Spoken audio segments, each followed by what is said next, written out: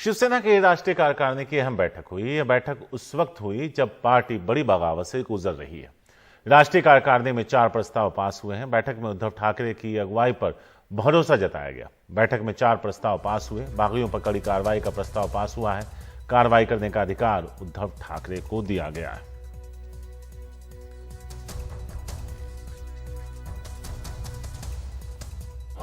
जो resolution number 5 है उसमें हमने कहा है कि जो शिवसेना है वो हिंदुहृदय सम्राट शिवसेना प्रमुख बाला साहब ठाकरे जी की है और रहेगी। ये शिवसेना बाला साहब ठाकरे की जो हिंदुत्व की विचारधारा है उस रास्ते से चलेगी।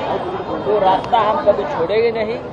शिवसेना यूनाइटेड महाराष्ट्र, अखंड महाराष्ट्र और महाराष्ट्र की अस्मिता से कभी कॉम्प्रोमाइज नहीं करेंगी।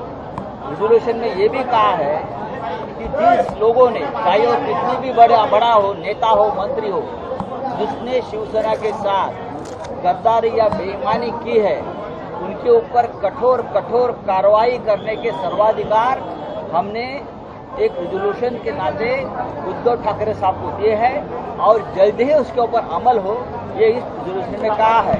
दूसरा रिजोल्यूशन नंबर 6, इसमें हमने कहा है बाला साहब ठाकरे का नाम अगर कोई अपने राजनीतिक स्वार्थ के लिए यूज करता है वो हमें मंजूर नहीं, उसका ऊपर लीगल एक्शन लिया जाए।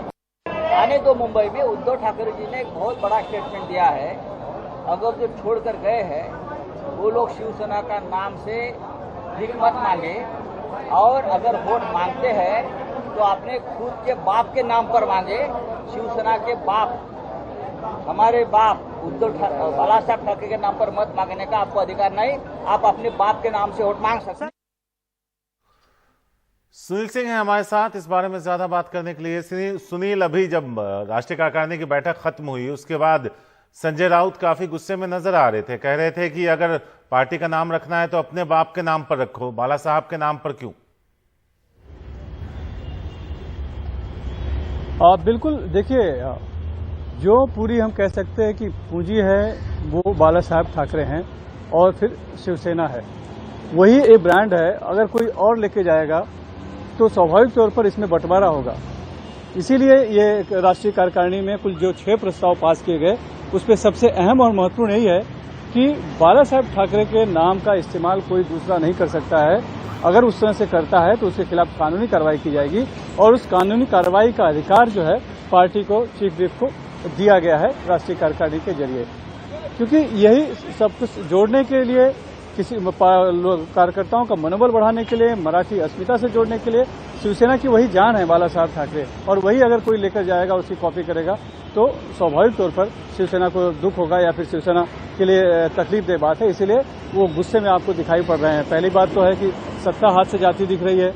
जो विधायक दल हैं के नेता बगावत कर चुके हैं और अपने साथ लगभग 40 विधायक लेके जा चुके हैं, तो उसकी एक नाराजगी है। और फिर अब जो है सत्ता लेकर गए तो साथ में अपना जो पूरी जो पार्टी का जो पूरा दिल है या जो हम कैसे विचारधारा है और जिससे पार्टी पूरी संचालित होती है, उस बाल ठाकरे का भी नाम लेके जाएंगे तो फिर यहाँ की शिवसेना में बचेगा क्या, ये बड़ा सवाल है।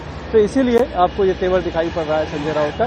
बहरहाल पार्टी के कार्यकारिणी की बैठक समाप्त हुई। शिवसेना प्रमुख जो उद्धव ठाकरे हैं खुद यहाँ पर 1:30 बजे यहाँ से निकले थे, वहाँ पर गए थे, 2 घंटा लगभग वो रहे और होने के बाद अभी वो कुछ देर पहले ही मातोश्री में आए हैं। तो पूरी जो कवायद और कोशिश जो है वो पार्टी को बचाने की भी है और साथ में जो पार्टी का जो मूल मंत्र है या बाल ठाकरे जो है उनका सिद्धांत है उनको बचाने की कोशिश है और साथ में सत्ता की बचाने की कोशिश तो चली रही है वो अलग लेवल पर। जैसा हमने देखा कि जो बागी विधायक हैं उनमें से 16 विधायकों के खिलाफ नोटिस जारी कर दी गई है, उनसे जवाब मांगा गया है और सोमवार तक उन्हें उस पूरे मामले में जवाब देना है कि क्यों नहीं उनकी सदस्यता को बर्खास्त कर दी जाए। इसके साथ ही सड़क पर भी एक लड़ाई लड़ी जा रही है, क्योंकि शिवसेना जैसे संगठन में बगावत होना और इतने बड़े पैमाने पर बगावत होना, उसका रिएक्शन नहीं दिखाई पड़ना, ये बहुत ही एक तरह से हम कह सकते हैं कि लोगों को जल्दी ये ऐसा अनुमान भी नहीं लगाते हैं लोग। लेकिन फिलहाल शांति बनी हुई है। जैसा कि संजय राउत का कहना है कि अभी तक किसी तरह का कोई आदेश नहीं है, लेकिन लोगों में गुस्सा है। अब जब वे मुंबई से, अभी ये लोग बाहर हैं, जब मुंबई में लौटेंगे तब क्या होगा या क्या होगा या लोग इससे नाराज हैं। उन्होंने तो आग लगने तक की बात कह दी कि लोगों में इतना गुस्सा है। तो स्वाभाविक तौर पर हर मोर्चे पर लड़ाई लड़ रही है शिवसेना अपनी सरकार को भी बचाने की कोशिश में है और पार्टी को भी बचाने की कोशिश में है। और जो पार्टी का मूल जो हम कह सकते हैं कि मुख्य बात है वो है बाल ठाकरे और उनका हिंदुत्व और उनका सिद्धांत, वो भी बचाने की फिलहाल कोशिश है। क्योंकि एकनाथ शिंदे ने न सिर्फ विधायकों को अपने साथ ले गए हैं, पार्टी का जो बाला साहब ठाकरे का जो हिंदुत्व है या जो ब्रांड है, जो नाम है, वो भी साथ में लेके जाने की कोशिश में है। तो ये बड़ी चोट है शिवसेना के लिए, इसीलिए शिवसेना दोनों स्तर पर लगातार संघर्ष कर रही है और आक्रामक तौर पर रुख धीरे धीरे अख्तियार करती दिख रही है। सुनील, अगर देखें तो ज्यादातर विधायक तो चले ही गए। अब सारी कवायद इस बात पर है कि जो पार्टी के पदाधिकारी हैं, जो पार्षद हैं, जो लोकल नेता हैं या जिनके बल पर पार्टी सत्ता तक पहुंचती है, उनको अपने साथ बनाए रखा जाए ताकि आगे दोबारा खड़ा हुआ जा सके राजनीतिक रूप से।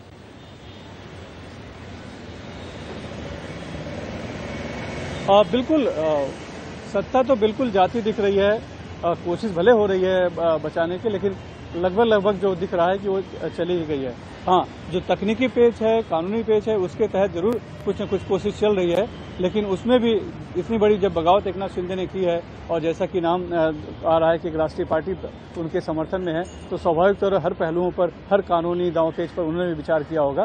तो उनका जो इस बार की जो योजना है वो फुल प्रूफ दिखाई पड़ रही है बनिस्बत पिछली बार, जबकि सुबह सुबह अचानक से अजित पवार के साथ मिलकर सरकार बनाने की कोशिश की थी और फिर मुंह की खानी पड़ी थी।